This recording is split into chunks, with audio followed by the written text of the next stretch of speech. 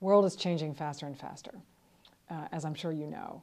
And they know that too. I would also say that today's students, both undergraduate and graduate, have felt and feel the pressure of environmental degradation and change, of pressures that used to be local combining together and becoming global pressures. I think global warming is a very, very good example of that. That is a global effect that's generated locally in a decentralized way by everybody who drives their cars or flicks the light on. And as I look at students and what they demand today, they are demanding from us not only the content, which is one of the hallmarks of a university education, but also the skill sets that allow them to use that content wisely. They want to be problem solvers. They want to help figure it out right now. So that division that we've always made, where an undergraduate and a graduate education is a time to dig in, to immerse yourself in disciplinary learning. And after you pop out with a degree in hand, then you can go out into the world and begin to figure out how to use that information that you've gained wisely in a critical thinking way.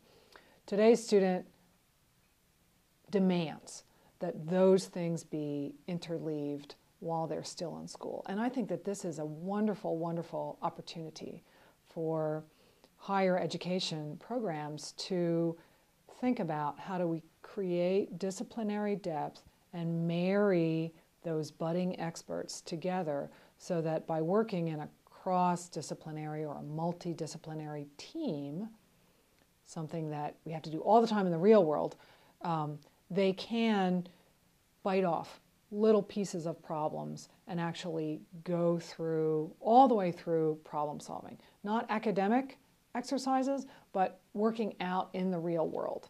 I think that that is probably one of the best ways we can provide students with the education that they need to go on to be those environmental leaders, those problem solvers that we certainly are going to need.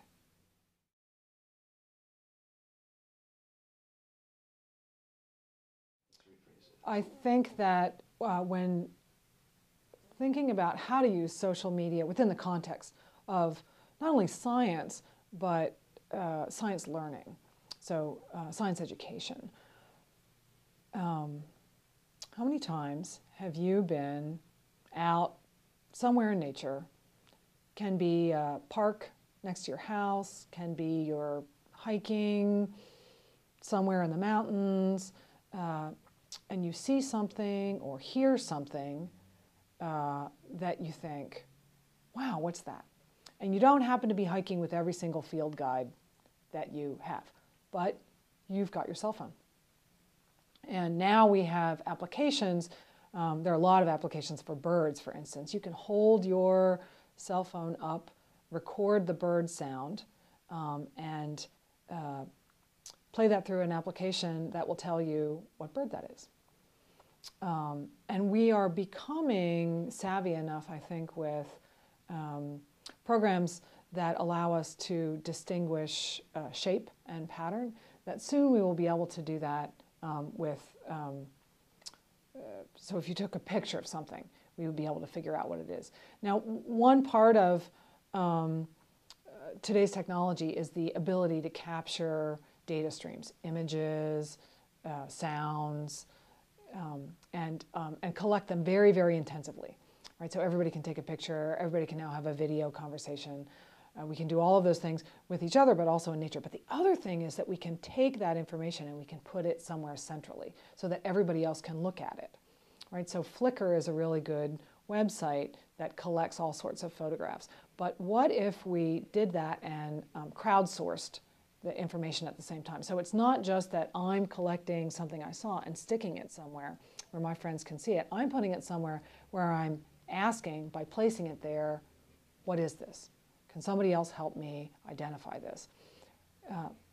That kind of crowd collects and sends to another crowd that figures it out, and that both of those social contexts come together to create information. So what is where, when, in a very decentralized way, is something that science and natural science would just absolutely love to have, because as a seabird biologist, even if I spent the rest of my life hopping from island to island, I'm only one person out there.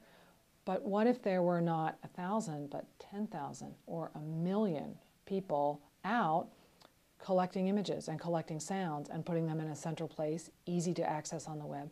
And what if there were 1,000 more people that were looking at those images and saying, oh, I know what that is, and assigning names to them? We would be able to create a map of life in a way that scientists have never been able to do. And that is incredibly powerful, and it would happen because of social media.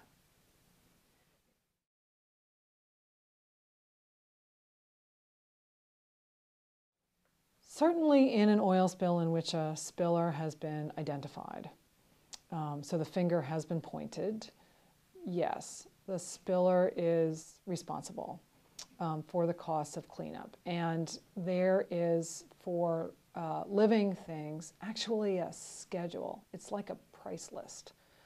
You can go to the grocery store and you know how much this piece of fruit and that vegetable and this package of cookies costs. And in an oil spill, it's actually no different.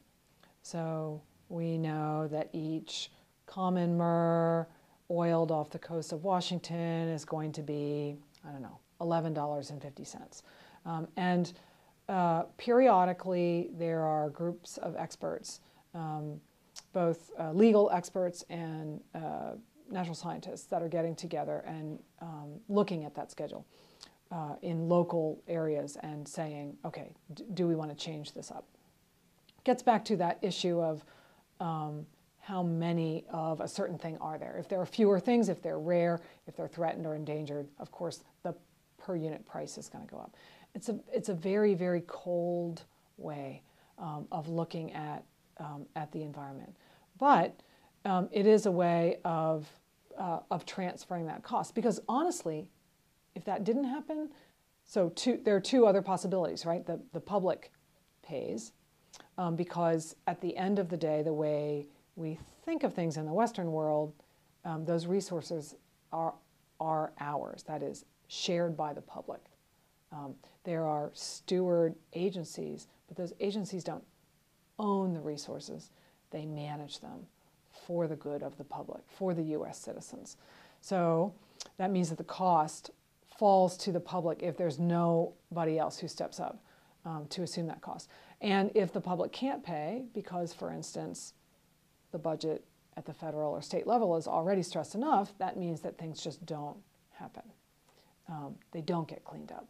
And that, I think, would be a disaster. So one thing that we have to do is we have to think wisely about how to spend those resources, regardless of who they come from, right? We want to make sure that we are doing things that move the environment forward in a positive way. And we are holding those spillers to account for their actions. I think that that's really important. But I also think that we shouldn't spend the money just because the money is there. One of the lessons that we learned from the Exxon Valdez spill is that if you use high pressure, hot water to blast the oil off of beaches and rocks and resuspend it, because of course the water is very cold in Alaska, even at the surface, you will kill everything. You will literally cook everything, and it will take years, decades for those rocky communities to reestablish themselves.